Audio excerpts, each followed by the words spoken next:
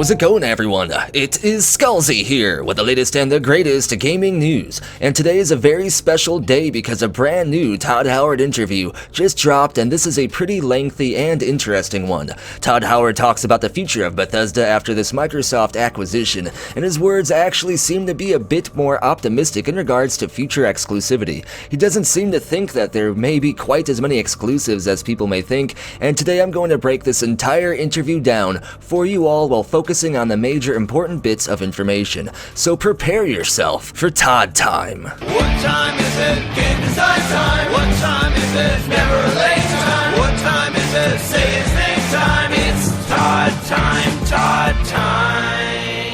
First off, Todd BFG 9000 Howard was interviewed by Games Industry Biz. This interview mainly stems as a sort of prequel to the hour-long Brighton 2020 keynote that will be hosted next week by Games Industry Biz as well. At this keynote, Todd Howard will be talking about his 26-year-long career in the gaming industry as he prepares to accept the Develop Star Award. And the Develop Star Awards are basically awards celebrating recent greatness and talent in the gaming industry, which Todd Howard definitely deserves, by the way, and you can be sure I'll break this hour-long keynote down next week as well. But the focus of today's video is this interview right here. This interview was literally posted the day I'm uploading this video, and I did read the entire thing numerous times, but of course I'll be summarizing all the most important bits of information for you in this video. If you want to read the entire interview for yourself, though, I'll go ahead and I'll drop a link to it down in the description below. First off, the interview begins by touching on just how shocked Todd Howard was at the effect this Microsoft-Bethesda partnership news had on the entire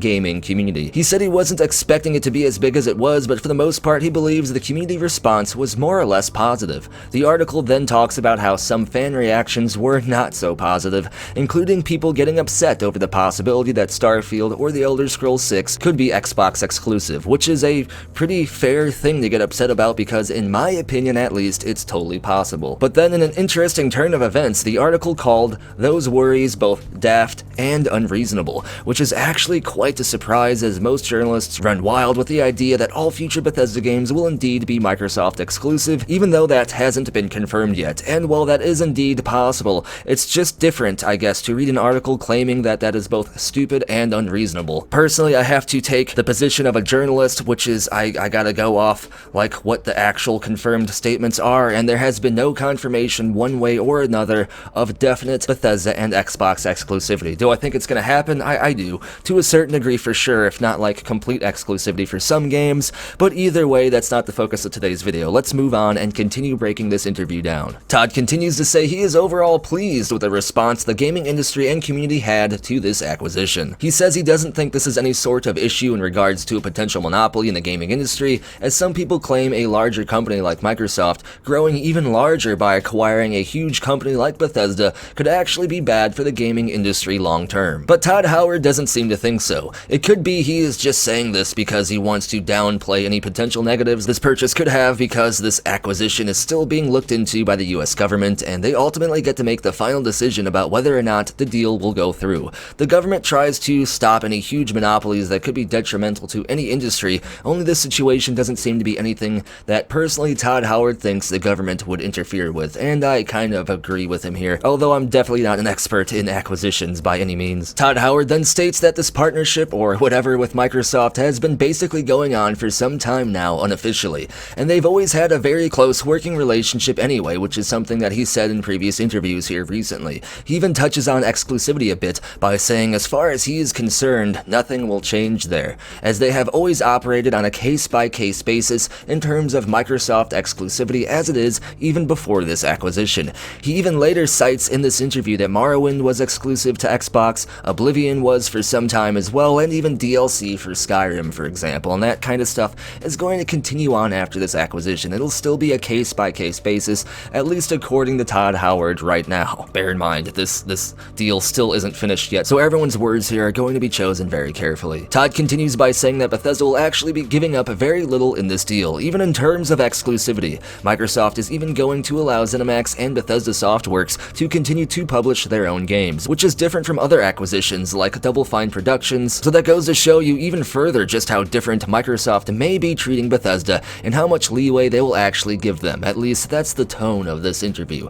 Remember, that's not my opinion, I'm just reporting the news to you all. Don't kill the messenger if you disagree with this take. And like I keep saying, of course, this deal is still not finalized yet, so Todd Howard could be choosing his words very carefully, while at the same time trying to prevent a community outrage over exclusivity. But if we take all those things and put them to the side for just a moment and we look at just the wording used in this interview by both Todd Howard and Games Industry Biz, they seem to both be clearly talking against the possibility of any major Bethesda and Microsoft exclusivity. And Games Industry Biz even says thinking that's possible is pretty dumb. This is an odd stance to take while everyone else seems convinced that future Bethesda games will not be on any other platforms. But either way, this deal is still not finished and only time will tell one way or another. I still think it's totally possible a lot of Bethesda games will be Microsoft exclusive one way or another, even if it's just timed exclusivity or DLC related stuff. Next, Todd gives his opinion on Microsoft Game Pass and how it could benefit Bethesda in the long term. He says, Game Pass and things like it allow titles to be successful where the economics of the business and having to sell things at retail to sell X amount of copies, and that works against some games, just like in other avenues. Let's take television or movies. Certain types of comedies or big budget dramas went away. TV went to the cheapest thing they could make for a long time, reality television, which he could equate to a free-to-play match 3 game. What brings eyeballs? What's cheap? Right, let's get that out. He goes on to say subscriptions came along and now you see the quality and investment in dramas or historical fiction series.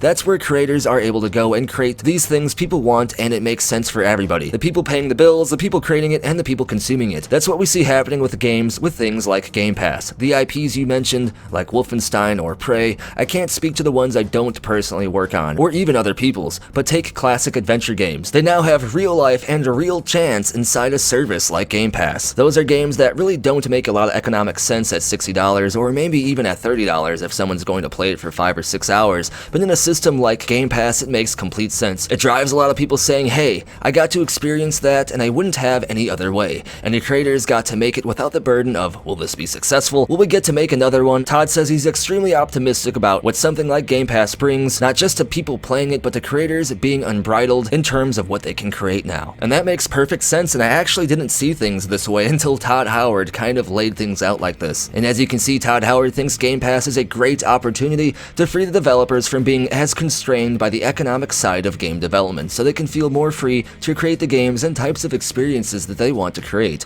Also, Game Pass will give players who otherwise may not have ever tried a game to actually try it without paying the $60 or $30 or whatever. This is a new and more accessible avenue for Bethesda to gain new, potentially lifelong fans as well, who will later on probably even spend money directly with Bethesda. And all of this makes perfect sense. The Game Pass benefit stands completely separate from any potential exclusivity discussion, as well as whether or not future Bethesda games are Microsoft exclusive wouldn't affect the benefits gained from Bethesda games being on Game Pass like this. Todd also believes that subscription programs like Game Pass could move game success being determined by sales alone away from the norm and shift more towards a more focused analytical medium that doesn't constrain a game's success to only raw sales data. This could be a natural evolution and improvement to this side of the gaming industry as well, and help create a better ecosystem for game development. And this makes great sense. Leave it to Todd Howard to explain something that deep and in a way that people outside of the gaming industry should be able to understand. Todd then goes on to say that over the next 5 to 10 years, gaming will be more universal than ever. It won't matter what region you are in or what piece of plastic or console you play games on.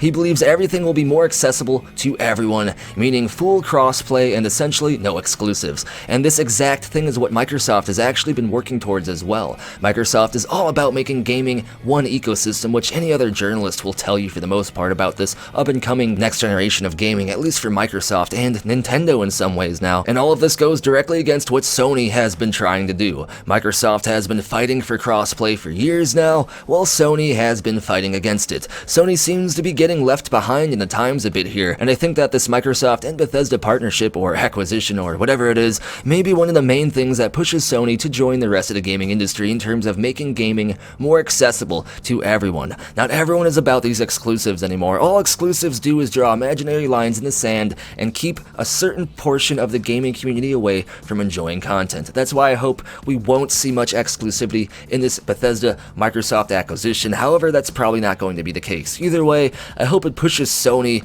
to try to be a little bit more open with their games and crossplay gameplay especially. And the last thing I want to highlight in this video is this statement from Todd Howard right here. He says, "I can't really project where things will be except to say we've done these sorts of exercises ourselves as an independent." And he's talking about Bethesda Microsoft exclusivity. He says if you look at every Elder Scrolls game, there has been some exclusivity on Xbox or even with Microsoft as a whole. We've partnered with every game. Morrowind was basically a console exclusive. Oblivion was a long-timed exclusive. Skyrim's DLC was exclusive for a long period of time, and we'll decide what makes the best sense for our audience when the time comes in the future. And I can't really project today what future projects like The Elder Scrolls 6 or Starfield will look like in terms of exclusivity. So again, he's just saying what everyone else has been saying, which is it's possible. It'll be on a case-by-case basis. Nothing is confirmed yet. The deal's not finalized. Another interview with the same thing being said. However, this interview does take things in a different light because these statements and more like this in this interview seem to portray any possible Microsoft and Bethesda exclusivity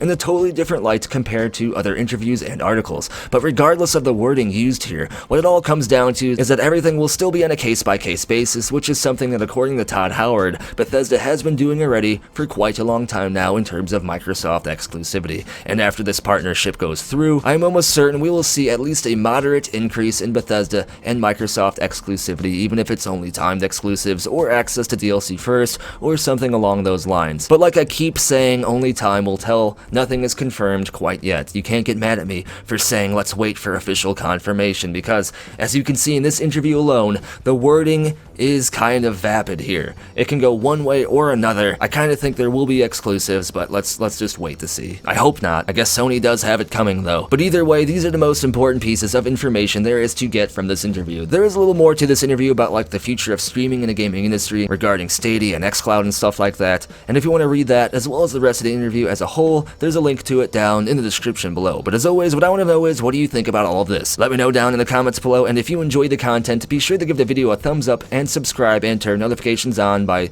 doing something to the bell or whatever. All of this is one of the best ways to help the channel grow, other than just sharing the video, which is a big help as well, by the way. But this video was also brought to you by the following amazing people. If you want to get a video shout out like this, you can support the channel over on Ko-fi, Patreon, or here on YouTube as an exclusive channel member. Links for all of these and more are down in the description below, and as always, thank you for watching. Be sure to tune in next time when Todd Howard and Elon Musk start making androids. Gonna sell Skyrim to androids now, yeah.